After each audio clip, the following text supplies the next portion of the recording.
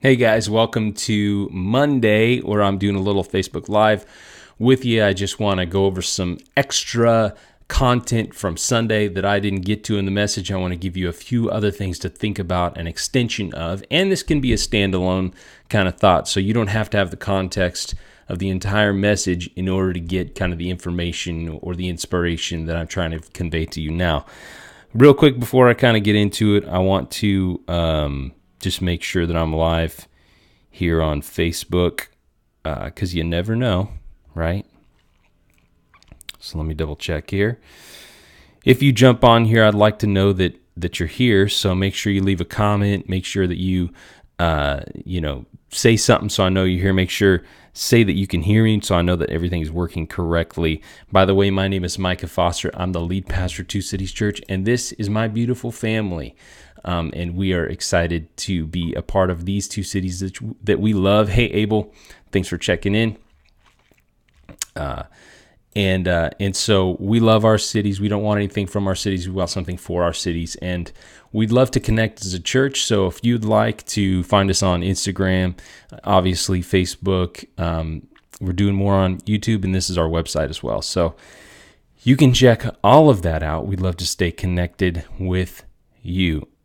In case you don't know, our mission is to lead people into a growing relationship with Jesus Christ. And I'm trying to do more on here, interacting with more of you digitally as well as on Sunday, because the most important thing we want you to be doing is growing in your relationship with Jesus. And if we can help you facilitate that throughout the week, then awesome. We'd love to do that. So with that, let me give you just a little stinger that I made for this Facebook Live stuff that I think is kind of fun. So here we go.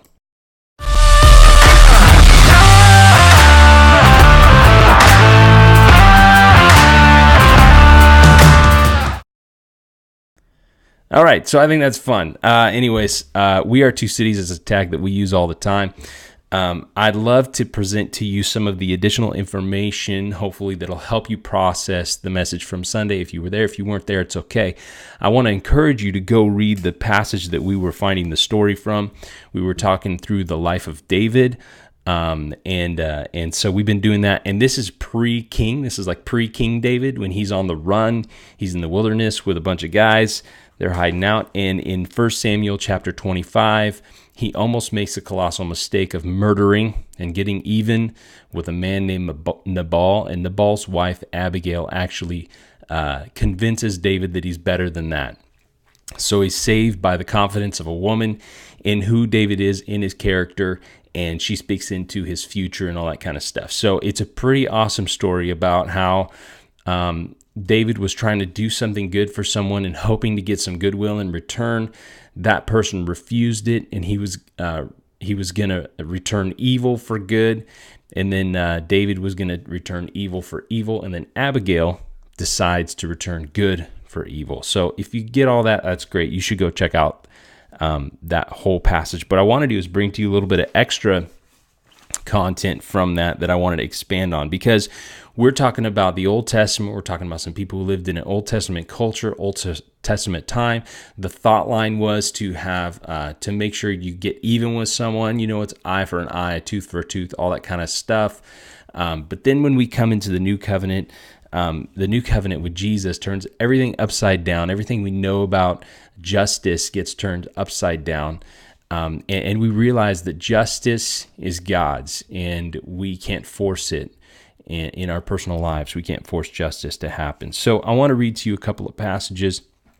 This is from 1 Peter chapter 3, verses 9 through 11. So I'm going to put those up for you. Do not repay evil with evil or insult with insult. On the contrary, repay evil with blessing, because to this you were called, so that you may inherit a blessing. And then interestingly, the Apostle Peter quotes David from the Psalms. So it kind of ties into what we were talking about before. Psalm 34, he quotes it. So I'm going to throw that up too in the next verse. For whoever would love life and see good days must keep their tongue from evil and their lips from deceitful speech.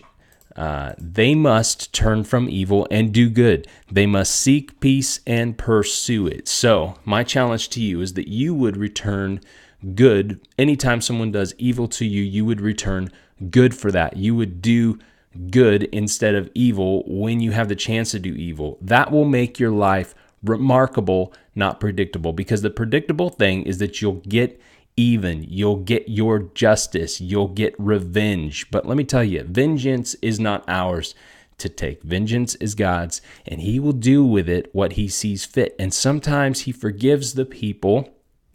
He forgives the people who hurt us, and sometimes that hurts too. But we have to let it go and let God do what he wants to do with it, because it's all his in the first place. Let me also read to you from Matthew chapter 5. This is Jesus and his famous big sermon called the Sermon on the Mount. That's the name we gave it. So Matthew chapter 5, verse 43 and 44. You have heard that it was said, love your neighbor and hate your enemy. But I tell you, love your enemies and pray for those who persecute you, that you may be children of your Father in heaven. In fact, our best opportunity to reflect the character and nature of our Father in heaven is to return good when evil is done to us, to be forgiving, to be loving towards people who are not forgiving and loving to us. And that is our challenge. That is our best opportunity to reflect the heart of our Father in heaven. So I have two questions for you. Number one, what's the legacy? What's the story you want to tell? What's the life you want to leave behind when there's nothing left but a story about you? When you're long gone, what do you want people to say about you? What do you want your family and friends to say about you? That you got even, that you got what was yours, or got what was due to you, or that you were gracious and loving and you lived a remarkable life? I don't even think that's a real question. I think that's easily, we could easily answer that, but it's hard to live out, right? So the second question I have is, do you really want to get even with someone you don't even like? Do you want to sink to their level? Because even is easy, right? So let's not do that. Let's rise above, as we say. So that's some of my encouragement for you and what I wanted to kind of finish out my thoughts from yesterday on. Again, if you didn't read along with us in the message, 1 Samuel chapter 25, you can check out the story we checked out with David. We're going to continue in that series over the next couple of weeks. We did premiere yesterday a new We Are Two Cities video, and I'll give you the promo for that now. We're going to show it in our 10 before video on Sunday, and then next Monday or Tuesday, we'll post the full thing online. But here is David and Amy Gallion's promo.